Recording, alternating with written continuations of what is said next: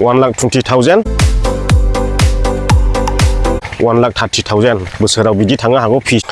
खुलुमबाय रायजोफोर दिनै नोंथांमोननि थाखाय गोनांथार भिडिअ लानानै फैदों बेनिखायनो नोंथांमोनखौ बे भिडिअखौ जोबजासिम खोनासंनो खावलायबाय जोंनि बिटिसि ओनसोल एबा आसामाव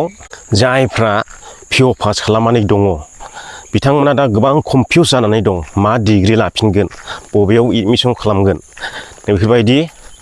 साननानै दङ दा बै बिथांमोननि थाखाय आं मोनसे मोजां खौरां लानानै फैदों जायफ्रा नार्सिं कर्स लानो गोसो दङ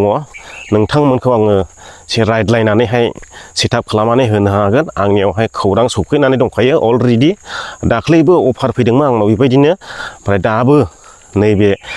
पिअनि रिजाल्ट मोनखांनानैहाय दिनैबो आरो प्रिन्सिपाला आंखौ बुंहरबावनाय जादों बेनिखायनो आं नैबे भिडिअनि गेजेरजों नोंथांमोननो खोन्थादों खिन्थानायजों लोगोसे माखासे डिटेल्सफोरखौ आङो स्क्रिनाव देखायलांबाय थागोन नोंथांमोननो जायफ्रा गोसो गुदुं दङ आंखौ कन्टेक्ट खालामबानो जाबाय आङो स्क्रिनाव नाम्बार होदों दा जोंनि बर'फ्रा बेबायदिनो आसामाव लकेलाव ट्रेनिं लानानै गोबां थाखासो थगायनानै जालाबायजायो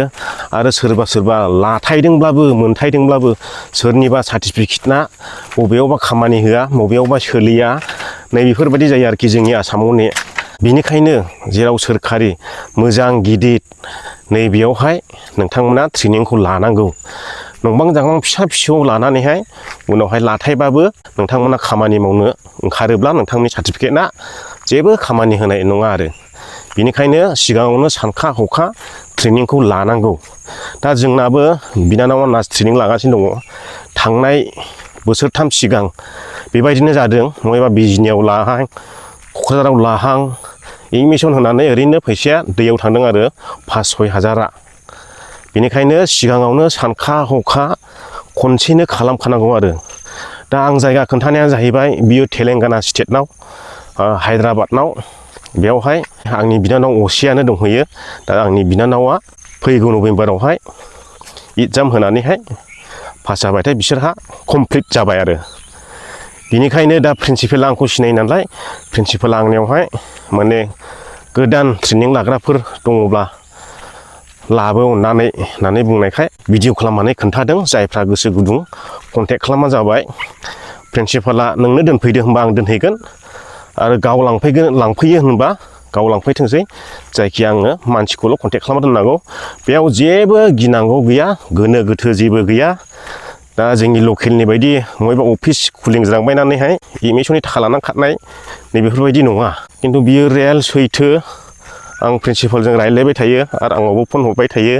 खिन्थु डिग्रिया जानांगोन 12 पास जाथारनांगोन आरो बेयावहाय मा मा सार्टिफिकेट नांगौ फरायनायनि बेखौहाय आङो रायज्लायनानैहाय नोंथांमोनजों शेयार खालामगोन नोंथांमोना कन्टेक्टआव थाब्लानो जाबाय बारा गोबाव सम गैलिया एडमिसना जासिगोन बेनिखायनो थाब थाब कन्टेक्ट खालामदो आरो लोगोफोरनोबो खोन्थालायदो जायफ्रा लानो गोसो दङ आङो जायगाखौ दहायबो खोन्थादों दाबो खोन्थाबावबाय बेयो जायगाया जाहैबाय तेलेंगाना स्टेट हायद्राबाद सिटि बियो जोंनि आसामनि बाहेरायाव दै मानसिफ्रा गोजानखाय गियोबो जानांगौ जेबो गिनांगौ गैया हस्टेल बायदिसो थाखानांगौ आरो नोंथांमोनाथ' बेफोरबायदि खस्थ' खालामनानै सोलोंनायखौथ' एसे खस्थ' मोनो बेखौ सानखानांगौ आरो मोनखायोबो जोंबो मोनबोदों गुबुन रायजोआव खामानि मावनाय समावहाय बेखौ नोंनि रोंगौथि लानो थाखाय नों खस्थ' खालामनानैबाबो सोलोंनांगोन बेनिखायनो बेयावहाय जेबो गोनो गोथो साननांगौ गैया नोंनि थांखिखौ नों जाफुंहोल' सोलोंनानैहाय आरोबाव सार्टिफिकेट मोननायफ्राबो बेयावहाय जेबो गोनो गोथो गैया आरो जेरावबो क्लियार गोजा बेयाव गभर्नमेन्टनि साइन थाखायो फार्स्ट थांजेननाय समाव नोंथांमोना फैसाखौ ट्रेन टिकेट दाननानै 20निफ्राय 25 हाजारसिम लाबानो थोहैगोन ओमफ्राय फिसखौहाय उनावहाय आस्थे आस्थे होलांबानो जाबाय फिसआ बोसोराव 120निफ्राय 30सिम थांनो हागौ आरो 1,20,000 नङाब्ला हयथ' बारायबायोब्ला 1,30,000 बोसोराव बिदि थांनो हागौ फिसआ बेखौ आं नोंथांमोननो खोन्थाबाय जायफ्रा गोसो गुदुं कन्टेक्ट खालामदो